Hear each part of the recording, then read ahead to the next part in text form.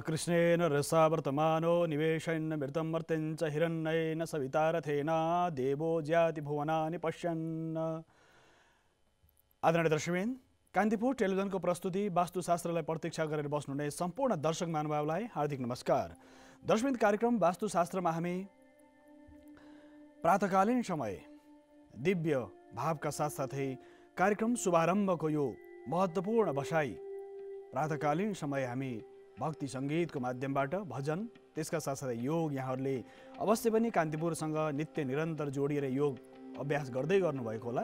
यसका साथसाथै हामी वास्तु विभिन्न आयाममा हामी चर्चा गर्ने गर्दछौँ। यो शुभ बिहानीको जुन प्रातःकालीन सत्र छ, शुभारम्भको सत्र छ, यसमा एउटा सन्दर्भ धर्म संवाद, वास्तुशास्त्र, भविष्य दर्पण, भक्तिसुर, योग, यी विविध आयामहरू छन्। दर्शकवृन्द, यहाँहरूले कान्तिपुर टेलिभिजनको युट्युब च्यानलमा पनि यो कार्यक्रमलाई प्रत्यक्ष रूपमा तपाईहरूले त्यसलाई हेर्न पनि सक्नुहुन्छ। साथसाथै हाम्रा विविध आयामहरूमा, विभिन्न सञ्चारका आयामहरूमा हेर्न सक्नुहुनेछ। यसका साथै हामी दर्शकहरूलाई यो जानकारी गराउँ कि हामी निरन्तर रूपमा तपाईँहरूका जिज्ञासालाई समाधान गर्नको लागि घरको नक्सा, घर घडेरीको बनावट, साथसाथै घरका विविध आयामहरू छन्। माटो परीक्षण, भूमिको स्वरूप, भूमिको अवस्था, रङ, रूप, स्वाद, सुगन्ध, भिन्न भिन्न आयामहरू छन्। दर्शकवृन्द, यो विविध आयामहरूमा हामी चर्चा गर्ने गर्दछौँ। माटोको रूप, माटोको रङ, माटोको सुगन्ध, माटोको स्वरूप, यी विविध आयामहरू छन्। मानिसको जीवनमा सुख, शान्ति, समृद्धि, एक अर्कामा अनन्याश्री सम्बन्ध स्थापित गरेर मानिसको जीवन चलिरहेको हुन्छ। जब सुख, शान्ति, समृद्धि मानिसको भङ्ग हुन्छ, मानिसले सहजताका साथ जीवन यापन गर्न सक्दैन। तसर्थ दर्शकवृन्द, हामीले पनि कुनै पनि निर्माणको सन्दर्भ होस्, स्थापत्य शास्त्रमा निर्माणको कला, निर्माणको विद्यालाई विशेष गरेर वास्तुमा शिल्पशास्त्रको रूपमा पनि व्याख्या गरिएको छ। शिल्प भनेको विभिन्न आयामहरू छन्। यसमा शिल्पशास्त्र विशाल शास्त्र हो, स्थापत्यवेद विशाल आयामले भरिएको छ। तसर्थ दर्शकवृन्द, यहाँहरूको कुनै जिज्ञासा छन् भने हामीलाई प्रत्यक्ष फोन गरेर आफ्नो जिज्ञासा राख्न सक्नुहुन्छ। दुईटा नम्बरहरू तपाईँको टिभीका भित्तामा दुईटा नम्बरहरू आउने गर्दछन्। यी दुईटा नम्बरमा फोन गरेर तपाईँले आफ्नो जिज्ञासा राख्न सक्नुहुनेछ। दर्शकवृन्द, वास्तुशास्त्रमा, ज्योतिषशास्त्रमा, तन्त्रमा भिन्न भिन्न आधारहरू छन्। वास्तुको आयाम, ज्योतिषको आयाम, तन्त्रको आयाम, मन्त्र यन्त्र र साधनाको आयाम पनि छ। मानिसको जीवनमा यी सम्पूर्ण आयामहरू, संस्कृति, कला, साहित्य, सृजना, सारा आयामहरू जोडिएका छन्। यसका साथै हामी सूर्यको उपासनाको पर्वलाई हामी धुमधामका साथ मनाउने गर्छौँ। सूर्यको उपासनाका विविध आधारहरू छन्। सूर्यको द्वादश नामहरू छन्। सूर्य योगिक क्रियामा पनि सूर्यको 12, सूर्य नमस्कारका 12 आयामहरू छन्।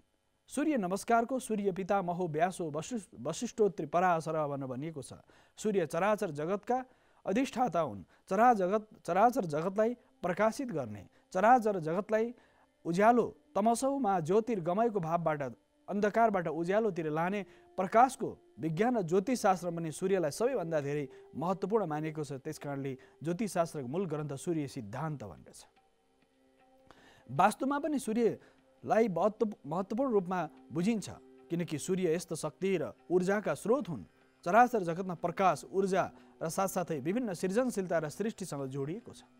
सृष्टिको आरम्भदेखि अहिलेसम्म पृथ्वी, अन्य ग्रहहरू, पृथ्वीसहित विभिन्न पिण्डहरू आफ्ना आफ्ना वृत्तमा परिक्रमा गरे पनि सौर परिवारको परिक्रमा गर्दछन्। यो सिद्धान्त हजारौँ हजार वर्षदेखि विभिन्न उल्का पिण्डहरू, तारा, नक्षत्रहरू सबै प्रकाशित कहाँबाट हुन्छन् भन्दा सूर्यबाट हुन्छन्।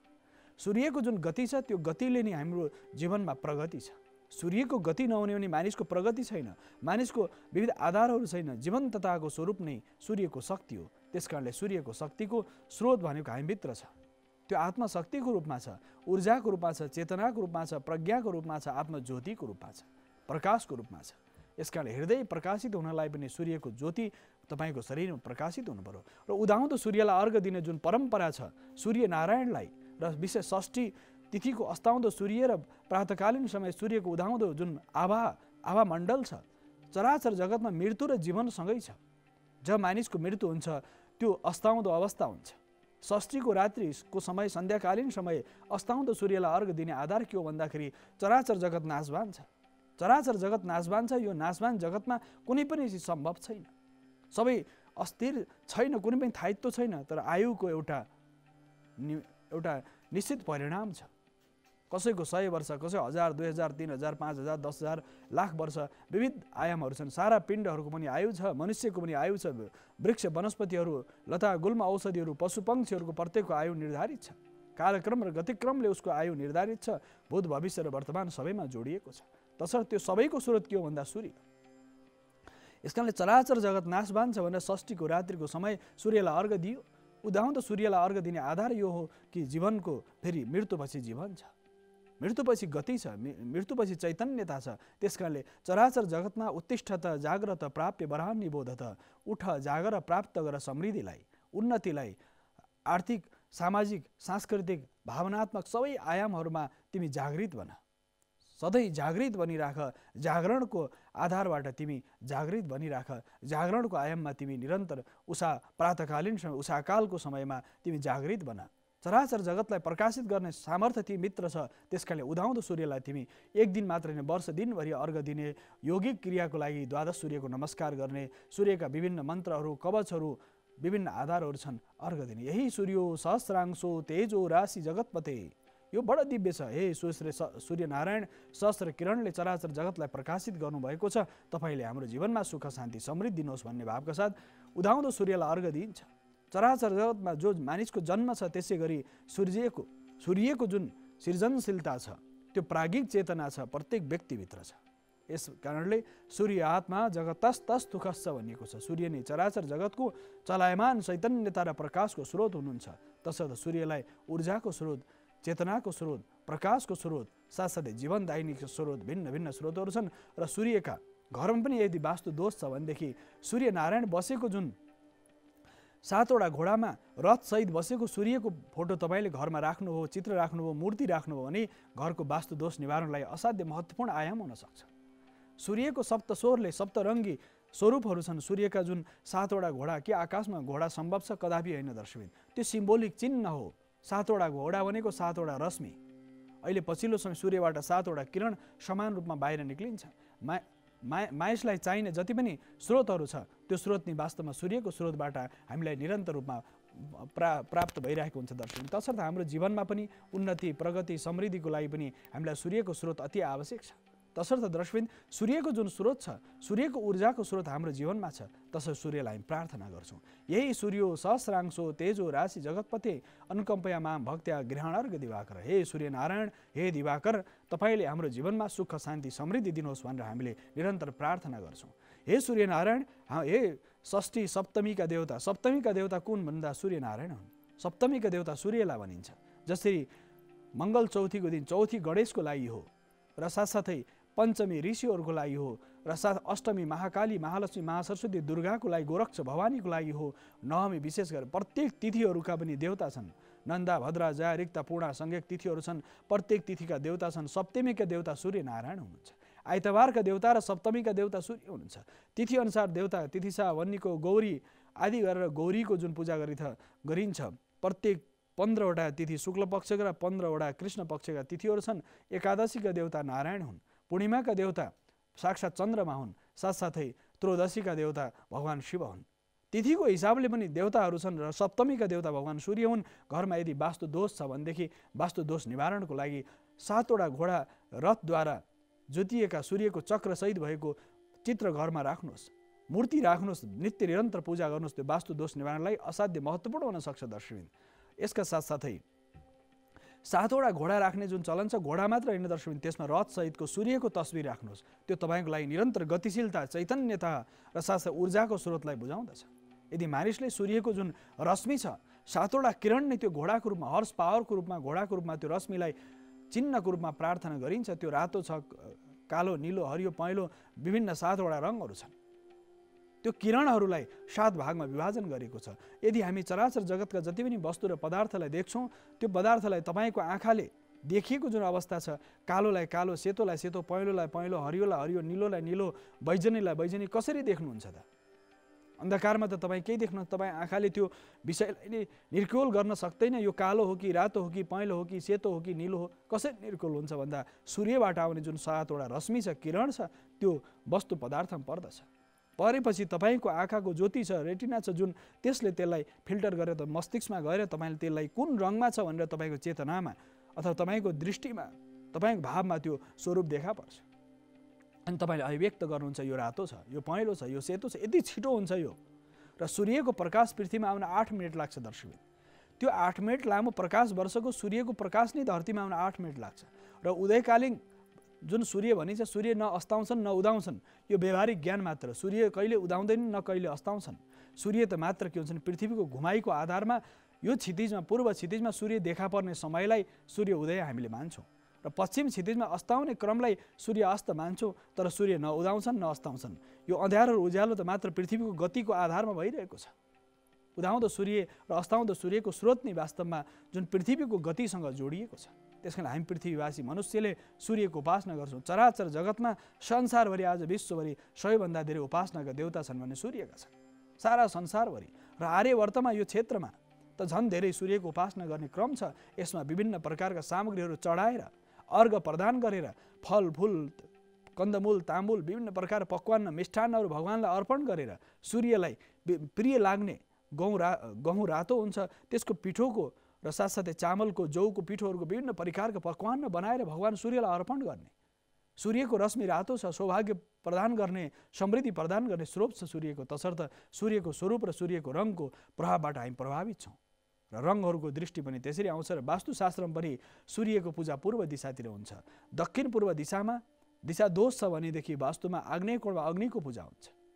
दक्षिणमा यमको पूजा हुन्छ। दक्षिणपट्टि दिशामा यम र पितृहरूलाई सम्झेर श्राद्ध, तर्पण, पिण्डदान गर्दाखेरि दक्षिणतिर फर्केर किन गर्छौँ भन्दाखेरि पितृहरूको वास दक्षिणमा छ। र घरमा फोटो राख्दा पनि दक्षिणबाट उत्तरतिर पितृहरू जो चराचर जगतमा हुनुहुन्न, यो धरतीमा हुनुहुन्छ भने त्यस्ता आफ्ना पितृहरूको, पूर्वजहरूको फोटो कता राख्ने भने दक्षिणको भित्ताबाट उत्तरपट्टि फर्काएर राख्ने।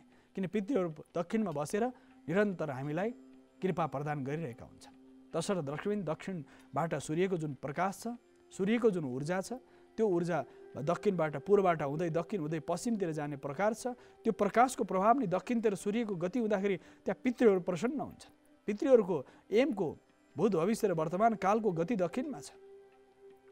त्यसकारणले मानिसको अन्त्येष्टिपछि, मानिसको मृत्युपछि उत्तरतिर शिर राखेर दक्षिणतिर खुट्टा राखेर किन दाह संस्कार गरिन्छ भने उत्तरतिर शिर राख्नुको कारण तिम्रो पितृलोकतिर तिम्रो गमन हुँदैछ। अब यो धरतीमा मनुष्य लोकमा तिमी छौ न, अब तिम्रो सिरान जसरी सुत्दाखेरि सिरान कहिले उत्तर गर्नु हुँदैन दर्शकबिन। उत्तरतिर सिरान गऱ्यो भने मृत्यु समान कष्ट हुन्छ। यसकारणले मृत्युपछि जुन शव हुन्छ, पार्वतीको शक्ति, ऊर्जा, प्राण निक्लिसकेपछि शव मात्र हुन्छ। त्यो शवलाई उत्तरतिर सिरान गरेर दक्षिणतिर खुट्टा पारेर यसका साथ चितामा राखेर त्यो चितालाई भस्मी गरिन्छ। यसकारणले दर्शकबिन यो सन्दर्भ यस अर्थमा चर्चा गरिएको छ कि वास्तवमा पितृहरूको तस्बिरहरू दक्षिणपट्टि राख्ने सन्दर्भ छ। यसै क्रममा हामी चर्चा गरिरहेका छौँ घर घडी जग्गा जमिनको बारेमा। अहिले कोही दर्शक हामीसँग प्रत्यक्ष संवादमा हुनुहुन्छ, उहाँलाई स्वागत गरौँ। हेलो हेलो हजुर, कहाँबाट को बोल्दै हुनुहुन्छ? म ताप्लेजुङ चाँगेबाट सुशीला निरौला बोल्दैछु। हजुर, के थियो यहाँको जिज्ञासा? मेरो गुरु नमस्कार। हजुर नमस्ते, भन्नुहोस् यहाँको के थियो जिज्ञासा? हजुर, मेरो जिज्ञासा छ, यो पुरानो घर छ मेरो, पहाडको पुरानो घर, त्यो भत्काउनलाई पनि साइट हेर्नुपर्छ भन्छन्, के भन्छन्। मलाई त्यहाँ अर्को नयाँ घर बनाउनु छ। हजुर, नयाँ घर बनाउनु छ, पुरानो घर भत्काउनलाई सायद। वास्तवमा बडो महत्त्वपूर्ण प्रश्न र दर्शकबिन तपाईँलाई पनि धन्यवाद यो जुन फोन गर्नुभएकोमा। र विशेष गरेर पुरानो घर अहिले तपाईँ बसिराख्नु भएको छ भने अहिले त शुक्रास्त चलिरहेको छ, मङ्सिर 6 गतेसम्म शुक्रास्त हुन्छ। यो समयमा पुरानो घर भत्काउनु हुँदैन। शुक्रास्त र बृहस्पति उदय अस्तलाई हेरेर मात्र गृह भत्काउँदा पनि, बसिरहेको घर भत्काउँदा पनि साइत हेरेर भत्काउनु पर्ने हुन्छ। पहिलो पक्ष साइत हेरेर घर भत्काइयो भने त्यसको जुन असर हुन्छ, नकारात्मक जुन प्रभाव हुन्छ, साइत हेरेर भत्काइयो, घर भत्काउँदा नि साइत हेऱ्यो भने त्यो राम्रो प्रभाव पार्छ। दोस्रो पक्ष, अनि घर तपाईँको पक्का घर हो या छाने पहाडी घर हो? मेरो पहाडी घर हो, पुरानो ढुङ्गामाटा घर हो। ढुङ्गामाटा घर हो भनेपछि पक्का घर बनाउनु पर्यो त्यही ठाउँमा भनेर हो गुरुजी। यदि पुरानो घर हो तपाईँको र त्यसलाई भत्काउँदै हुनुहुन्छ शुक्रास्तपछि राम्रो दिन हेर्नुपर्छ। मङ्सिरको सम्भवतः 14 गतेतिर बुधबारको दिन त्यो पुरानो घर जीर्ण गृहलाई भत्काउने यो एउटा साइट छ। त्यो साइटमा त्यो भत्काउन सकिन्छ बुधबारको दिन पारेर। विशेष गरी मङ्गलबार शनिबार घर भत्काउनु हुँदैन। मङ्गलबार शनिबार आइतबार घर भत्काउनु हुँदैन। त्यसमा पनि तिथिबार नक्षत्र योगकरण यो 5वटा पञ्चाङ्ग शुद्धि गरेर मात्रै पुरानो जीर्ण गृहलाई, पुरानो घरलाई भत्काउँदा नि साइत हेरेर पूजा गर्नुपर्छ। त्यसमा वास्तु पुरुषको पूजा गरेर उत्तर पूर्वमा वास्तु देवता प्रसन्न हुन्, यो जीर्ण हुनुभयो तपाईँ, यति बेलासम्म तपाईँले हामीलाई कृपा गरेर वासस्थान हामीले प्राप्त गऱ्यौँ, वास्तु पुरुषले कृपा गर्नुभयो, यो पुरानो भयो। कति वर्ष, 100 वर्ष, कति वर्ष पुरानो पहाडी घर भने कति वर्ष पुरानो हो? खै म जन्मिँदाखेरि थियो त्यो घर, कति धेरै नै भइसक्यो। अब धेरै भनेपछि तपाईँको अब धेरै भनेपछि 50-60 वर्ष जति भइसक्यो होला। भनेपछि पुरानो घर, त्यो जीर्ण घर छ भने त्यसलाई पहिले त वास्तु अनुसार पूजा गरेर त्यसको चाहिँ उत्तर पूर्व कुनाबाट भत्काउन सुरु गर्नुपर्छ भनिन्छ। वास्तु अनुसार पहिले वास्तु देवताको पूजा गर्ने, अनि घरको सामान्य रूपमा फुल अक्षताले पूजा गर्ने, र सर्स्यौँ जुन पहेँलो सर्स्यौँ हुन्छ त्यो सर्स्यौँ छरिदिने घरको वरिपरि। त्यहाँ जति केही देवताहरू बसेका हुन्छन् भनेर भनिन्छ, पहेँलो सर्स्यौँ घरको वरिपरि, पुरानो घरको वरिपरि छरिदिने, त्यसपछि उत्तर पूर्वमा वास्तु पुरुषलाई फुल अक्षताले पूजा गरेर त्यो घरलाई भत्काउने। यसका साथसाथै अब त्यही ठाउँमा घर बनाउन चाहनुहुन्छ या अलिकति ओरतिर परतिर हटेर घर बनाउँदै हुनुहुन्छ? त्यही ठाउँमा घर बनाउन चाहन्छु गुरु। त्यही ठाउँमा घर बनाउँदै हुनुहुन्छ, त्यही ठ्याक्कै ठाउँमा चाहिँ जगमा त्यो जग हाल्नु हुँदैन, किन अब तपाईँको पुरानो घर खाँबाले बनाएको होला, ढुङ्गा माटोले बनाएको होला। त्यो पुरानो सामग्रीहरू चाहिँ तपाईँ झ्याल ढोका जति पनि सामग्रीहरू छन् त्यसलाई टुटेका फुटेका छन् त्यसलाई सम्पूर्ण रूपमा हटाउने र त्यसका झ्याल ढोकाहरूलाई प्रयोग गर्न सकिन्छ। पुरानो घरको जीर्ण घरको पनि फेरि नयाँ घरमा प्रयोग गर्न सकिन्छ। त्यसमा चाहिँ फेरि कुस पानी जल इत्यादिले त्यसलाई सेचन गरेर शुद्ध गरेर गोमूत्र आदि पञ्चगव्यले सेचन गरेर पुराना सामग्रीलाई फेरि नयाँ रूपमा प्रयोग गर्न सकिन्छ, रङरोगन इत्यादि गरेर। यसका साथसाथै अर्को पक्ष छ शिलान्यासको एउटा सन्दर्भ छ। शिलान्यास शुभ साहित्यमा हेर्नुपर्छ, त्यो भूमि कसको नाममा छ? भूमि मेरै नाममा छ। हजुर, अब राशि अनुसार राशि सिंह राशि हो। सिंह राशि हुँदाखेरि तपाईँको राशि अनुसार चाहिँ अब त्यो जन्महिना र राशि नक्षत्र अनुसार त्यो भूमिलाई वास्तु अनुसार चाहिँ तपाईँको राशि नक्षत्र अनुसार शिलान्यासको एउटा साइत हुन्छ। शिलान्यासको साइतमा गर्ने र विशेष गरेर वास्तु अनुसार 3-3 महिनामा वास्तु पुरुषको शिरहरू परिवर्तन हुन्छ। जसरी भदौ असोज कार्तिकमा वास्तुको शिर पूर्वतिर हुन्छ, अनि मङ्सिर पुष माघमा दक्षिणतिर हुन्छ। 3-3 महिनामा सौर मास अनुसार 3-3 महिना वास्तु पुरुषको शिर परिक्रमा पथमा चलिरहेको हुन्छ। तसर्थ पूर्वतिरको जुन शिर छ वास्तुको, भदौ असोज कार्तिक महिना 3 महिना वास्तुको शिर पूर्व, खुट्टा पश्चिममा, दृष्टि दक्षिणमा हुन्छ। साथसाथै मङ्सिर पुष माघ 3 महिना दक्षिणमा शिर हुन्छ। त्यस साथसाथै त्यो शिर क्रम छ, यो परिक्रमा जुन घडी घुम्छ त्यसरी नै त्यो शिर घुम्दै जाने भएको हुनाले वास्तु अनुसार तपाईँको महिना जन्म महिनाको आधारमा त्यो घर भत्काउने एउटा सन्दर्भ भयो। जन्म महिनाको आधारमा 6, 8, 12 महिना पर्नु भएन, त्यहाँ स्थानीय ज्योतिषमा पनि त्यो सल्लाह गरेर गर्न सक्नुहुन्छ। मूल कुरो वास्तुसँग सम्बन्धित भएको हुनाले त्यसबाट जुन अहिले घर बनेको छ त्यसपछि दक्षिणतिर बनाउनु मिल्दैन। जुन घर बनेको छ अहिले त्योभन्दा दक्षिणतिर सार्न मिल्दैन, त्यसलाई घरलाई उत्तरपट्टि या पूर्वपट्टि अलिकति सारेर पुरानो जगमै फेरि जग हाल्नु पर्यो नि, त्यो माटो शोधन भूमि शोधन गर्नुपर्ने हुन्छ। यसका साथसाथै दक्षिणपट्टिबाट अलि उत्तर या पूर्वतिर सारेर त्यो घर बनाउनु पर्ने हुन्छ। जग हाल्दाखेरि विचार गर्नुपर्ने विषय 3टा महत्त्वपूर्ण छन्। पहिलो त जग हाल्दाखेरि 5वटा कलश राख्नुपर्ने हुन्छ। 5वटा कलश, 5वटा शिला। परम्परा के छ भने अब इँटाको घर बनाउँछ मानिसले, इँटा नै पूजा गरेर जग हालेको हुन्छ। इँटा न्यास हुँदै होइन, शिलान्यास गर्नुपर्छ। यस कारणले 5वटा राम्रा सुन्दर शिलाहरू लिएर आउने, 5वटा तामाको कलश, 5वटा कछुवा र साथसाथै सर्वौषधि, पञ्चपल्लव, 5 प्रकारको सर्वौषधि विभिन्न प्रकार औषधिहरू कलशमा भर्ने, जल भर्ने, आँप चाँप बर पिपलको पात हालेर त्यो 5वटा कलश र दियो कलश गणेश पूजा गरेर र त्यो शिलामा पनि विभिन्न चित्रहरू निर्माण गरेर माछाको चित्र, कछुवाको चित्र, सिंहको चित्र र साथसाथै वास्तु पुरुषको चित्र अङ्कित गरेर शिलामा त्यो शिलान्यास गर्न सकिन्छ। र शिलान्यास गर्दाखेरि भूमि पूजन अति आवश्यक छ। भूमि पूजनपछि पुरानो घर पूजन गरेर भत्काइदिने र साथसाथै शिलान्यास गर्दाखेरि 5वटा कलशलाई अनिवार्य रूपमा पूजा गरेर त्यसपछि 5वटा कलशलाई पूर्वपट्टि, दक्षिणपट्टि, पश्चिमपट्टि, उत्तरपट्टि यसरी गाड्ने र बिचमा एउटा कलश गरेर 4 दिशामा 4वटा र एउटा कलश बिचमा गाड्ने। यसका साथसाथै त्यो 5वटा कलशलाई नन्दा, भद्रा, जया, रिक्ता, पूर्णा सङ्गेक देवताहरूलाई पूजा गरिन्छ। त्यहाँ वरुणको पूजा हुन्छ। कलशमा ब्रह्मा, विष्णु, महेश आदि गरेका क्षेत्रपाल, दिक्पाल, वास्तु पुरुष र साथसाथै भिन्न भिन्न आयामका देवताहरूलाई पूजा गरिन्छ। पृथ्वी, जल, तेज, वायु, आकाश 5 तत्त्वलाई पनि त्यो कलशमा पूजा आह्वान गरिन्छ। त्यसपछि शिलान्यास गरिन्छ। शिलान्यास गर्दा पहिले शिला राख्ने, त्यसपछि कलश राख्ने विधान गरिन्छ। त्यसपछि 4वटा दिशामा यसरी शिलान्यास गर्ने विधान गरिन्छ। यसका साथसाथै अर्को पक्ष छ, घरको नक्सा बनाइसक्नु भएको छ? घरको नक्सा भइसकेको छ गुरु। अलिकति त्यो पहिले चाहिँ सानो थियो घर, अलिकति बढाउन चाहिँ बढाएकै छ।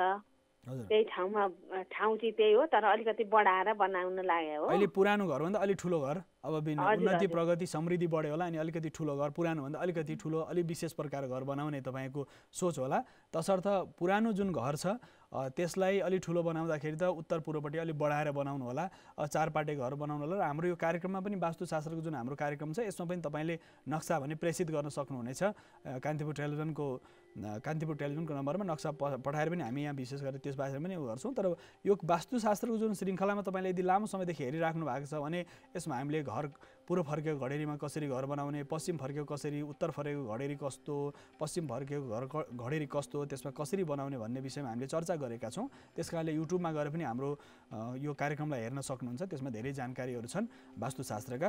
यसका साथसाथै दक्षिण पूर्वमा भान्सा बनाउनु होला, त्यो घरमा आग्नेय कोण भनिन्छ नि, पूर्व दक्षिण। कता फर्केको घडेरी छ तपाईँको?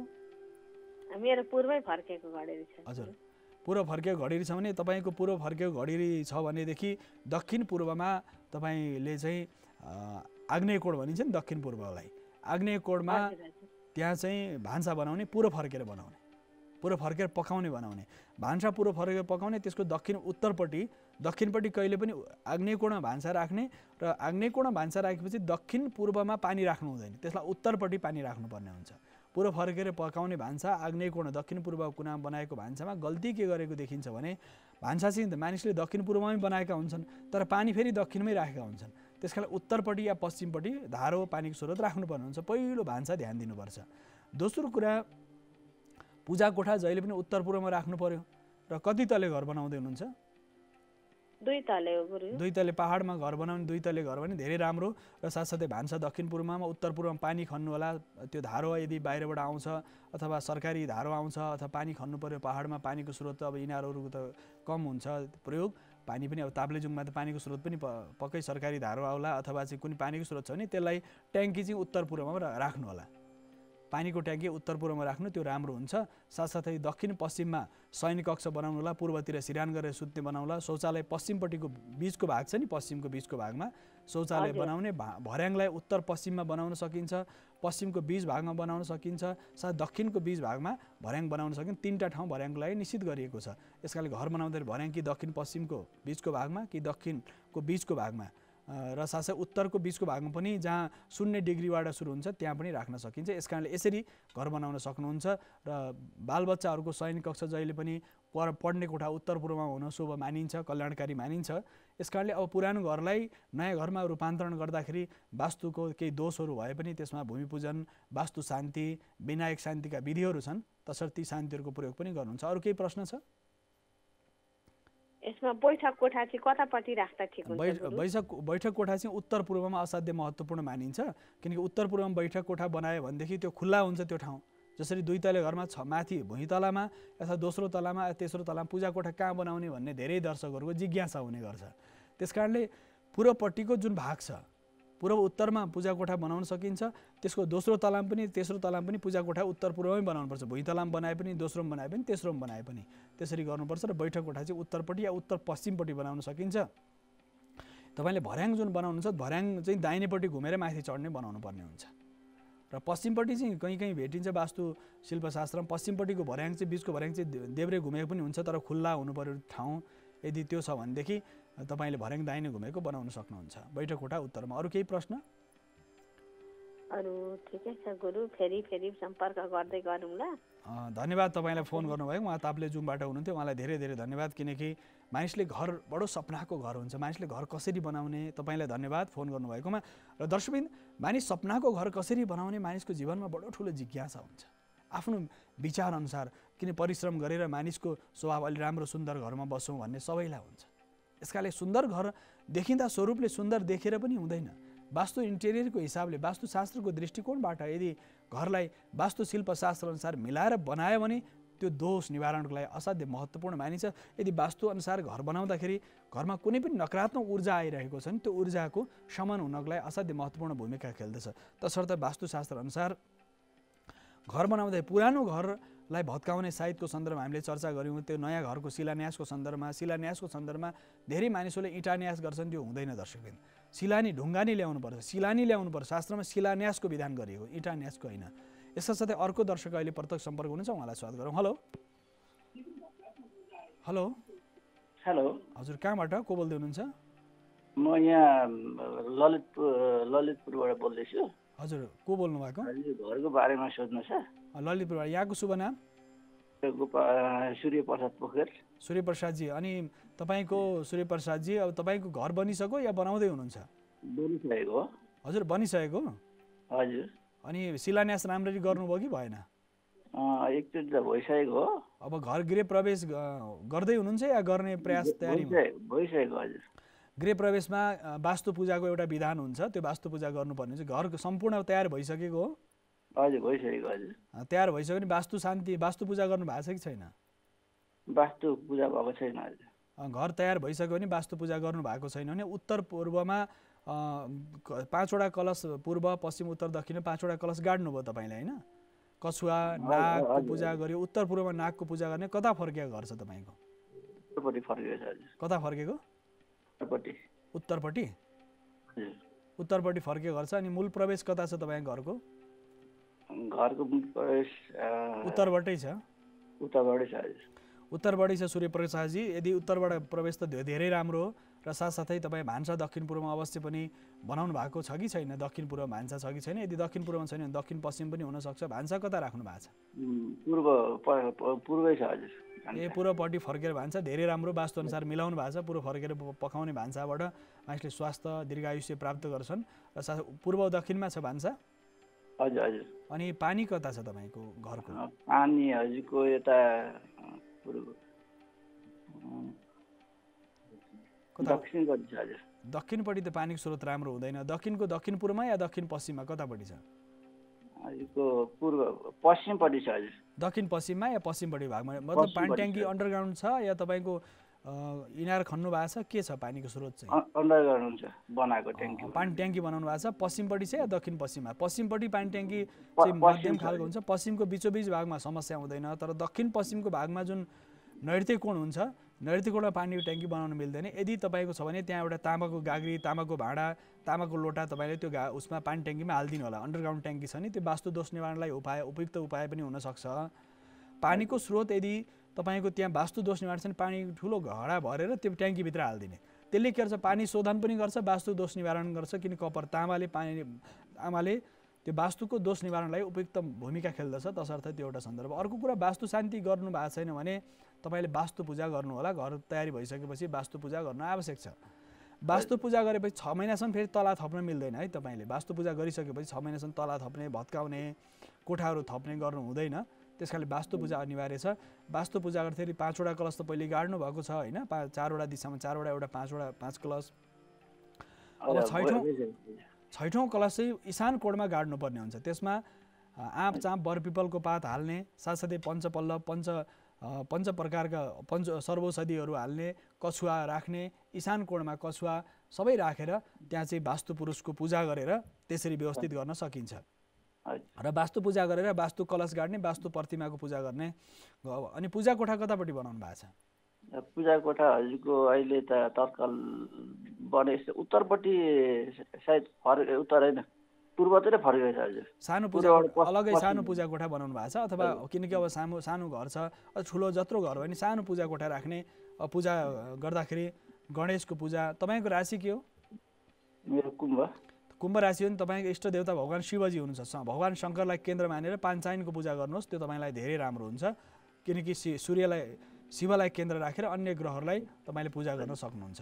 र साथसाथै वास्तु शान्ति गराउने, वास्तु पूजा गर्ने, रुद्री हवन गर्ने। प्रत्येक दिन पक्कै पनि तपाईँ घरमा पूजा आराधना हुन्छ नि, वास्तुको धेरै दोषहरू समन भएर जान्छन्। केही अरू प्रश्न छ? धन्यवाद तपाईँलाई।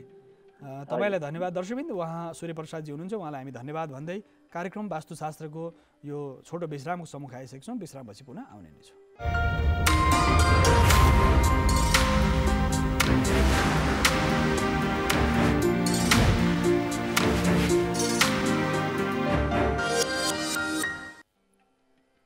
दर्शकबिन पुनः स्वागत छ कार्यक्रम वास्तुशास्त्रमा। वास्तुशास्त्रको माध्यमबाट जीवनका कुरा, जगतका कुरा, प्रकृतिका कुरा, तपाईँका जिज्ञासाका कुरा। प्रत्येक मानिसले घर बनाएपछि आनन्दको निद्रा चाहन्छ, घरमा सुख शान्ति समृद्धि चाहन्छ। सुखको स्रोत प्रकृतिका सारा आयामहरू हुन्। भौतिक पदार्थ पनि एउटा सुखको स्रोत हुन सक्छ। तपाईँको आनन्दको निद्रा लागिरहेको छैन घरमा अनि तपाईँको शारीरिक रूपमा कुनै बिमारी छ भने आनन्दको निद्रा नलाग्न सक्छ। वास्तुमा केही दोष छ भने त्यो आनन्दको निद्रा हराउन सक्छ। मानिसलाई निद्रा अत्यन्त आवश्यक छ जीवनमा। शयन भोजन र प्रगतिको जुन आधार छ, शयन कक्ष व्यवस्थित हुनु पर्यो। शयन कक्ष व्यवस्थित भएन भने निद्रा राम्रो मिठो निद्रा आउँदैन। त्यस कारणले तपाईँले शयन कक्ष राम्रो हुनुपर्छ। र सुत्ने कोठामा कहिले पनि देवी देवताहरूको मूर्ति राख्नु हुँदैन। जहाँ पति पत्नीको शयन कक्ष छ त्यो ठाउँमा देवताको मूर्तिहरू राख्नु हुँदैन। यदि घर सानो छ, तपाईँ भाडामा पनि बस्नु भएको छ भने उत्तर पूर्व कुनामा, त्यो कोठाको उत्तर पूर्व कुनामा अथवा सानो एउटै कोठामा जीविकोपार्जन गर्नु परेको छ भने एउटै कोठाको पनि वास्तु हुन्छ। त्यो दक्षिण पूर्वतिर भान्सा, पूर्व फर्केर पकाउने भान्सा राख्ने, उत्तर पूर्वमा पानीको स्रोत राख्ने, सानो पूजा राख्ने, त्यहाँ श्रीयन्त्र राख्ने। तपाईँको राशि अनुसारको इष्ट देवताहरू हुन्छन् दर्शकबिन। कुन राशि हो, राशिको इष्ट देवता हुन्छ, नक्षत्र कुन हो त्यसअनुसार इष्ट देवता, तपाईँको जन्म तिथि अनुसारको इष्ट देवता, लग्न अनुसारको इष्ट देवता, 5 आयामबाट हामीले देवताहरूको निर्धारण गर्छौँ। कुन देवता तपाईँको हुनुहुन्छ, तत्सम्बन्धी देवताको प्रभाव र प्रभाव कसरी रहन्छ भन्ने सन्दर्भ हो। र उनीहरूको देवताको सकारात्मक ऊर्जा हुँदाखेरि सकारात्मक फल मिल्छ। सुख शान्ति समृद्धिको यात्रामा हामी अगाडि बढ्न सक्छौँ। त्यसकारणले देवता कुन प्रकारका छन्? तपाईँको मेष राशि हो र वृश्चिक राशि हो भने तपाईँको इष्ट देवता भगवान गणपति हुनुहुन्छ। गणेशको पूजा आराधना र घरमा गणेशलाई केन्द्र राखेर अन्य पाञ्चायनलाई यसरी वरिपरि राख्न सक्नुहुन्छ। तपाईँको इष्ट देवता र तत्सम्बन्धी देवताको लकेट लाउन सकियो। तत्सम्बन्धी देवताको रत्न भनेको मुगा हो। मेष र वृश्चिक राशिको राशि स्वामी मङ्गल ग्रहको रत्न भनेको मुगा रत्न हो। तपाईँको राशि अनुसार मङ्गलको रत्न भनेको मुगा रत्न धारण गर्न सक्नुभयो। इष्ट देवता गणेशलाई मान्नुभयो। मङ्गलबारको व्रत तपाईँलाई राम्रो हो। रङ तपाईँलाई रातो, गुलाबी, विभिन्न प्रकार रङहरू शुभ हुने भयो। अब यदि तपाईँको वृष राशि हो र तुला राशि हो, वृष र तुला राशिको स्वामी ग्रह भनेको शुक्र ग्रह हो। शुक्र ग्रह सेतो ग्रह मानिन्छ। त्यो अत्यन्त सुन्दर ग्रह मानिन्छ शुक्र ग्रह।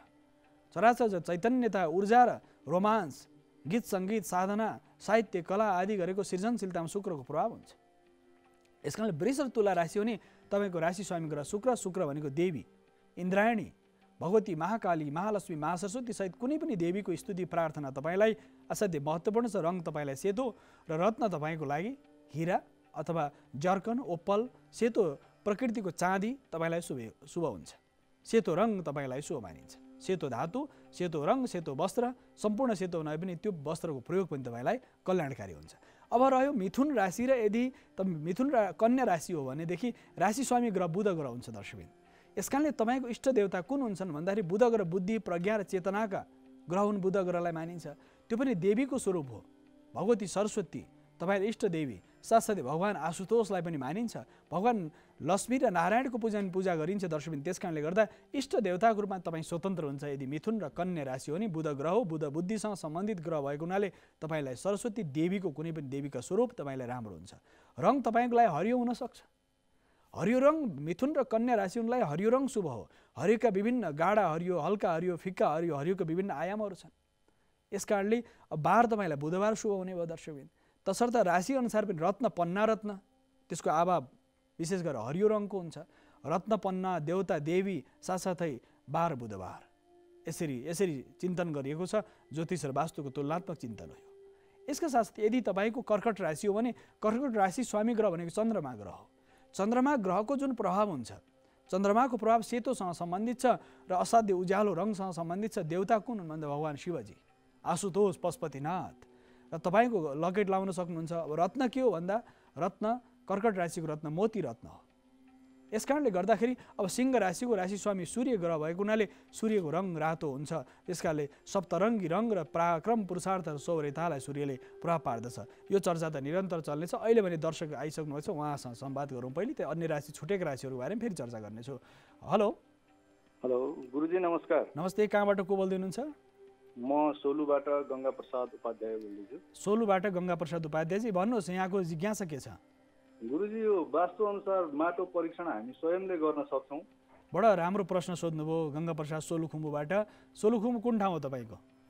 वाको हो गुरुजी। सोलुखुम्बुबाट फोन गर्दै हुनुहुन्छ, धन्यवाद तपाईँलाई। र विशेष माटो परीक्षणको सन्दर्भमा तपाईँको यदि जुन जिज्ञासा आफै परीक्षण गर्न सक्नुहुन्छ। तपाईँको घडेरीमा उत्तर पूर्व जुन कुना छ नि, हजुर, उत्तर पूर्व कुनामा गएर 1 हात गहिरो खाल्डो खन्ने र 1.5 हात गहिरो गोलाकार खाल्डो खन्ने तपाईँले। अनि त्यो माटो बाहिर निकाल्ने, माटो निकालेर फेरि त्यही खाल्डोमा माटो पुर्ने। पुर्दाखेरि यो माटो घटेर गयो, आधाभन्दा तल गयो भने त्यो माटो तपाईँलाई भूमि घर बनाउनको लागि शुभ छैन। यदि त्यो माटो आधाभन्दा तल गयो भने, यदि त्यो माटो जति थियो त्यो खाल्डोबाट निकाल्दा त्यति नै भयो भने सबैभन्दा शुभ मानियो। यदि बच्यो भने पनि धेरै शुभ मानियो, कल्याणकारी मानियो। यसका साथसाथै बस्नको लागि त भयो, अनि यो हामीले कुनै व्यापार व्यवसायको प्रयोजनको लागि गर्दा पनि उस्तै तरिकाले गर्ने हो परीक्षण। माटो परीक्षण व्यापार व्यवसायलाई भिन्न प्रकार हुन्छ र साथसाथै यो माटो परीक्षणको विधान चाहिँ पहिलो सन्दर्भ के हो भने त्यसमा पानी हाल्ने, त्यो खाल्डो खनिसकेपछि माटोमा खाल्डोमा पानी भर्ने, पानी भरेपछि पानी झ्यापझुपै सुक्यो भनेदेखि माटो भूमिको लागि उपयुक्त हुँदैन। त्यस कारण फ्याक्ट्री कल कारखानाको लागि भिन्न प्रकार छ, प्रयोजन छ। तर माटो परीक्षण सबै प्रकारलाई त्यो माटो परीक्षण गर्दाखेरि कुन प्रकारको माटो हो त्यो माटोको आधारमा त्यसको आधारहरू स्थापित हुन्छ। जसरी माटोको रङको आधारमा, माटोको स्वादको आधारमा, माटोको सुगन्धको आधारमा, माटोको प्रकृति यदि कालो माटो छ, रातो माटो छ, पहेँलो माटो छ, सेतो माटो छ, चिम्टाइलो माटो छ, कमेरे माटो छ, माटोका भिन्न भिन्न रङहरू र स्वरूप र स्वभाव हुन्छन्। त्यस कारणले गर्दा बसोबासको लागि खैरो माटो, फुस्रो माटो, साथसाथै राशिअनुसार पनि त्यो माटोको रङको आधारमा पनि निर्धारण गरिन्छ। त्यस कारणले घर बनाउने भने माटोको परीक्षणको एउटा विधान हुन्छ। फ्याक्ट्री कल कारखानाको लागि माटोको रङ भिन्न प्रकारको हुन्छ। स्कुल कलेज क्याम्पसहरू बनाउने भने त्यसको भिन्न हुन्छ। हस्पिटलहरू बनाउँदै हुन्छ भने त्यसको माटोको रङ भिन्न प्रकार हुन्छ। यस कारणले कामको प्रयोजन अनुसार माटोको रङ र कुन प्रकारको माटो छ त्यहाँ के गर्न सकिन्छ भन्ने चाहिँ विज्ञ वास्तुशास्त्रीहरूले त्यसको परीक्षण गर्न सक्छन्। तर आफैले परीक्षण गर्ने तीनटा आधारहरू छन्। अर्को आधार खाल्डो खनेर पुर्ने, फेरि त्यो पानी भर्ने एउटा आधार। यो शिलान्यासको र भूमि पूजनको प्रक्रिया पनि आउँछ नि। शिलान्यासको सन्दर्भ के हो भने शिलान्यास गर्दाखेरि पूर्व, उत्तर, पश्चिम, दक्षिण जुन 4 दिशा हुन्छन्, पूर्वपट्टि, दक्षिणपट्टि, पश्चिमपट्टि, उत्तरपट्टि जुन 4 दिशामा पूर्वपट्टिको देवतालाई, दक्षिणपट्टिको देवतालाई, पश्चिमपट्टिको देवतालाई, उत्तरपट्टिको देवतालाई पूजा गरिन्छ। साथसाथै बीचको त्यस कारणले पूर्वपट्टिको देवतालाई, उत्तर, पश्चिम, दक्षिणको देवतालाई पूजा गरिन्छ। त्यस कारणले गर्दा माटो परीक्षण गर्दा र घर घडीको जुन परीक्षण गरिन्छ, घर घडीको सन्दर्भ पनि जुन तपाईँको टेलिभिजनको भित्तामा आइरहेको छ, तपाईँको घडेरी कता फर्किएको छ? उत्तर फर्केको छ। उत्तर फर्केको छ नि, बाटो तपाईँको उत्तर छ, अनि घर बनाइसक्नु भयो या बनाउँदै हुनुहुन्छ? बनाउने सोचमा हो। बनाउने हो भने उत्तर पूर्वमा तपाईँको घडेरी यदि छ भने उत्तर फर्केको घडेरी उत्तर पूर्वबाट प्रवेश बनाउने, त्यसमा उत्तर पूर्वमा घडेरीबाट प्रवेश बनाउने, उत्तर पूर्व ईशान कोणमा तपाईँले पानी राख्ने, उत्तर पूर्वमा पानी राख्ने, त्यो राम्रो हुन्छ। दक्षिण पूर्वमा भान्सा बनाउने, पूर्व फर्केर पकाउने बनाउने दक्षिण पूर्वमा। साथसाथै शौचालय पश्चिमपट्टिको जुन भाग छ नि, यो ठ्याक्कै हजुरले दिनुभएको नक्सामा यो अलिकति ईशान कोण बढेको छ जग्गा ईशान बढेको त धेरै राम्रो हुन्छ। यो जसरी यो त 4 पाटे घडेरी छ तपाईँको जानकारीको लागि, तर यो उत्तर पूर्व बढेको जग्गा चाहिँ असाध्य राम्रो मानिन्छ। तपाईँको भूमि असाध्य राम्रो छ, उत्तर पूर्व बढेको भूमिमा बढेकोतिर नै पानीको स्रोत राख्नु भने वास्तुअनुसार त्यो धेरै 100% त भन्न सकिन्न, तर वास्तुअनुसार धेरै मिलेको जग्गा मानिन्छ तपाईँको भूमिलाई। गुरुजी, अनि यो शिलान्यास गर्दा कहिले गर्दाखेरि ठिक? अब शिलान्यासको साहित्य पञ्चाङ्गमा हामीले पञ्चाङ्ग निर्णायक समितिले राखेको पात्रहरूमा यहाँले हेर्न सक्नुहुन्छ। पञ्चाङ्गमा शिलान्यासको साहित्य हुन्छ। स्थानीय पुरोहितसँग तपाईँको राशि, तपाईँको जन्म महिना, तपाईँको नक्षत्रसँग मिलाएर अनि शिलान्यास गर्न सक्नुहुन्छ। त्यस आधारमा शिलान्यास गर्दा राम्रो हुन्छ। गुरुजी, मैले यो अन्तिम प्रश्न, गुरुजीलाई भेट्नलाई, मैले यो नक्सा लिएर भेट्नलाई कहाँ के कसरी सकिन्छ? अब यो टेलिभिजनमा यो जुन कार्यक्रमको माध्यमबाट त नम्बरहरू भन्न मिलेन, तर गुगलमा वासुदेव कृष्ण शास्त्री सर्च गर्नु भने मेरो बारेमा सम्पूर्ण रूपमा प्राप्त गर्न सकिन्छ।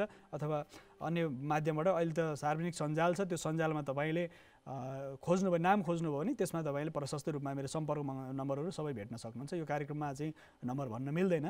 त्यस कारणले धन्यवाद तपाईँलाई फोन गर्नुभएकोमा। धन्यवाद। दर्शकबिन्दी, वास्तवमा यो घर बनाउँदा मानिसलाई बडो जिज्ञासा हुन्छ, कस्तो प्रकारको घर बनाउने, कता फर्केको बनाउने, कुन प्रकृतिको बनाउने। हामी राशिको बारेमा चर्चा गरिरहेका छौँ दर्शकबिन्दी। कुन राशिको रङ, देवता र रत्नको बारेमा हामी चर्चा गरिरहेका छौँ। यसका साथसाथै राशिका देवता हामीले विशेष गरेर मेष र वृश्चिक राशिको, वृष र तुला राशिको, साथसाथै मिथुन र कन्या राशिको चर्चा हामीले गरिसकेका छौँ। सिंहको हामीले चर्चा गर्दै थियौँ। सिंहको राशि स्वामी ग्रह सूर्य, रत्न माणिक्य, रङ रातो। साथसाथै कर्कटको चर्चा गऱ्यौँ। कर्कटको रङ विशेष गरेर सेतो रङ, भगवान शिवजी इष्टदेवता र मोती रत्न हामीले चर्चा गऱ्यौँ। अब रहेको थियो धनु र मीन राशिको सन्दर्भको चर्चा।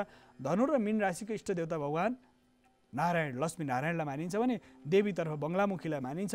पिताम्बरधारी भगवानको पूजा आराधना धनु र मीन राशि हुने व्यक्तिहरूलाई गरिन्छ। यसका साथसाथै रत्न पुष्पराज हुन्छ, रङ पहेँलो हुन्छ, बार विवाह हुन्छ। व्रत गर्दा, साधना गर्दा, जप गर्दा, तप गर्दा तपाईँलाई शुभ कार्यको लागि पनि विवाह शुभ मानिन्छ।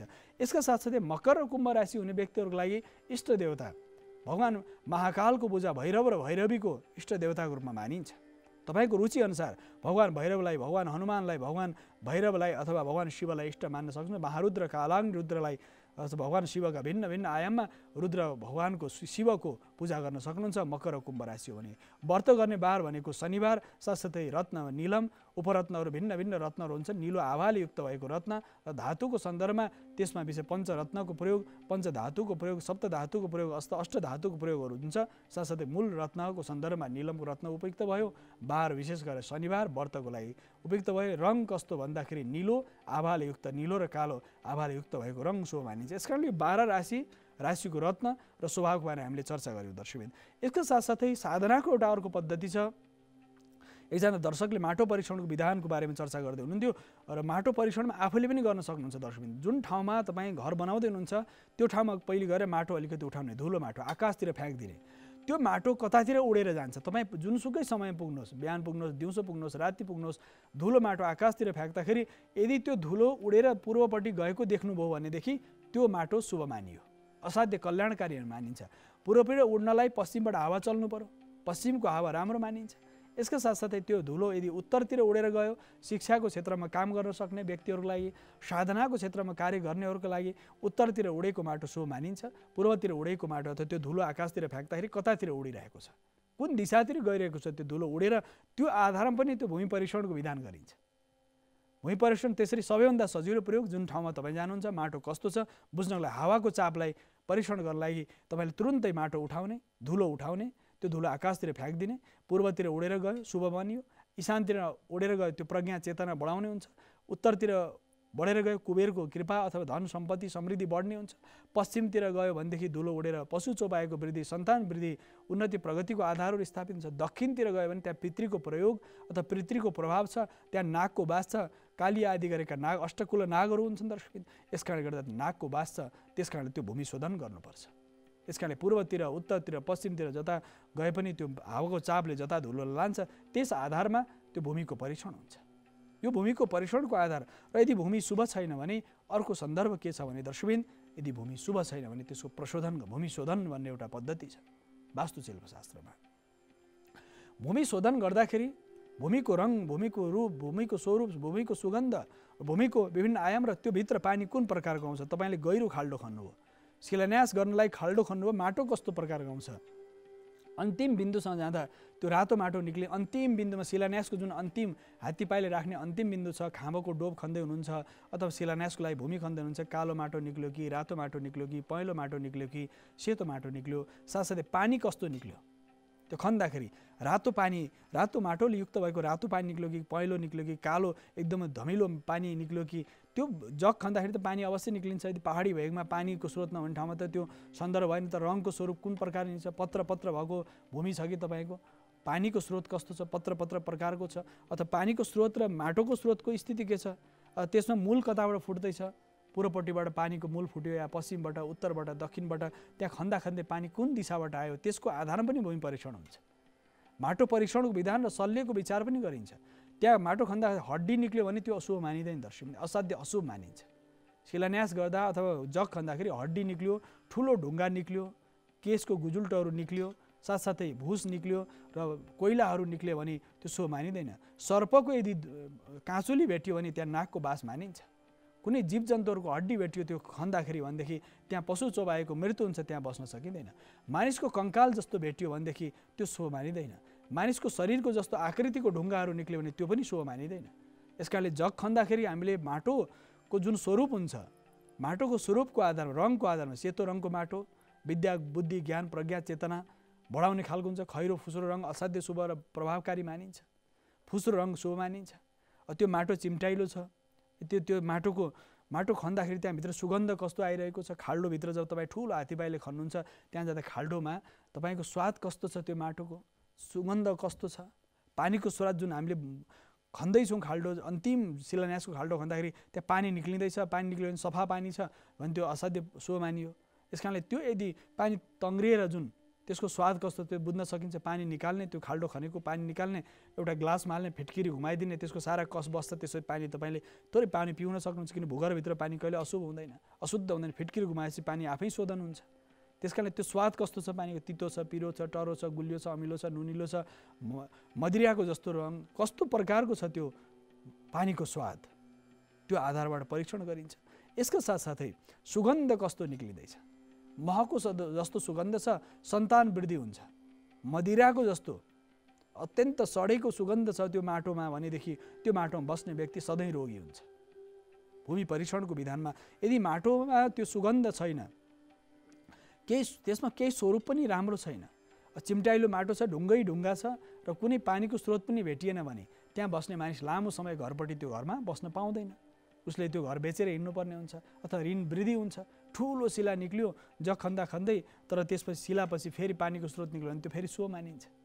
त्यो शिला हटाइसकेपछि पानीको स्रोत निक्ल्यो भने राम्रो मानियो। यदि कुनै पनि जीवजन्तुहरूको जसरी दुलोहरू हुन्छ नि, सर्पको दुलो, विभिन्न प्रकार बिच्छीहरू, खजुरो, बिच्छी, सर्प र जति पनि भूमिभित्र बस्ने जीवजन्तुहरू छन् र त्यसमा यदि नाकको काँचुली आदि भेटिँदाखेरि पनि त्यो विशेष गरेर शोधन गर्नुपर्ने हुन्छ दर्शकबिन।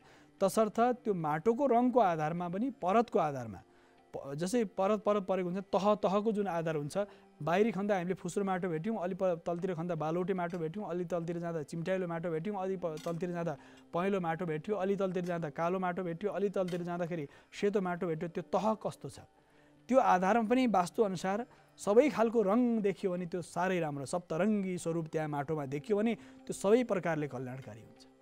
यदि कालो माटो, पुरै कालो माटो छ भने त्यहाँ सेनाको ब्यारेक, किल्ला, साथसाथै फ्याक्ट्री, कल कारखाना, भारी इक्विपमेन्टहरू, भारी भारी प्रकार फलामको काम कारिगरी गर्ने, ताँबाको कारिगरी गर्ने, फलाम, ताँबा, धातु, गाडी, मोटर पार्ट पूर्जाहरूको लागि, फ्याक्ट्रीको लागि त्यो शुभ हुन्छ कालो माटो निक्ल्यो भने।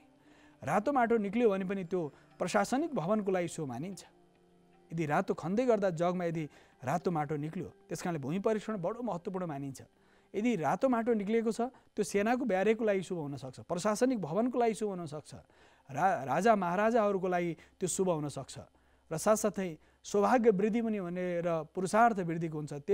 यदि त्यहाँ त्यो माटो असाध्य रातो रगतको जस्तो पानी निक्ल्यो भने त्यो सबैको लागि अशुभ हुन्छ। फेरि यदि त्यो पानीमा अत्यन्त रगत जस्तो बाक्लो पानी चाहिँ एकदमै धेरै रगतको जस्तो बाक्लो पानी त्यहाँ निक्ल्यो भनेदेखि त्यो चाहिँ कुनै पनि व्यक्तिको लागि शुभ हुँदैन। एकदमै कालो माटो छ, त्यो माटोमा पानी पनि असाध्य कालो निक्ल्यो, जति त्यो लेदो जस्तो कालो निक्ल्यो भने त्यो धेरै समयसम्म पनि कुनै पनि बाल्टीमा, कुनै लोटा बाल्टी केहीमा पनि राख्दाखेरि त्यो माटो चाहिँ त्यस्तै रह्यो। त्यो माटो पानीसँग मिश्रित भएर जुन घोलिएको माटो तङ्ग्रिएन भने, थिग्रिएन भनेदेखि, अथवा त्यसमा त्यो परिष्कृत हुँदै आएर त्यो कीटाणुहरू जति पनि छन् ती तल बसेर, त्यो कणहरू तल बसेर पानी देख्दाखेरि पनि कालो देखियो भने त्यो माटो शुभ हुँदैन दर्शकबिन। तर त्यस्तो माटोमा कल कारखाना, फ्याक्ट्रीहरू बनाउन सकिन्छ। निवासको लागि यस्तो खालको भूमि उपयुक्त मानिँदैन यो सन्दर्भ। साथसाथै यदि सेतो माटो निक्ल्यो भनेदेखि विद्या, बुद्धि, साधना, प्रज्ञा, चेतना, शिक्षासँग सम्बन्धित स्कुल, कलेज, क्याम्पसको लागि उपयुक्त मानिन्छ। यदि त्यसको लागि साथसाथै यदि निलो प्रकारको प्रकृतिको माटो, फुस्रो प्रकृतिको माटो निक्ल्यो भने हस्पिटलको लागि, किन आरोग्यका देवता धन्वन्तरी, उनको रङ निलो, साथसाथै आरोग्यको रङ पनि निलो। सेतो रङ शान्तिको प्रतीक हो, शिक्षाको प्रतीक हो, साधना, प्रज्ञा र चेतनाको प्रतीक सेतो रङ मानिन्छ, शान्तिको प्रतीक पनि मानिन्छ। यदि सेतो रङ निक्ल्यो भने त्यहाँ घरमा बस्ने व्यक्तिले सेतो फुस्रो प्रकार रङ निक्ल्यो भने त्यहाँ सुख शान्ति प्राप्त गर्न सक्छ। प्रज्ञाको स्थिति वृद्धि भएर जान्छ दर्शकबिन। तसर्थ यो चिन्तन त निरन्तर चल्ने नै छ दर्शकबिन। आज भने कार्यक्रम वास्तुशास्त्रको निर्धारित समय सकिसकेको हुनाले छायाङ्कनमा साथ दिने मित्र, प्रविधिमा साथ दिने सम्पूर्ण साथीहरू सहित म वासुदेव कृष्ण शास्त्रीलाई आजलाई भने आज्ञा दिनुहोस्। पुनः आउने नै छु। नमस्कार।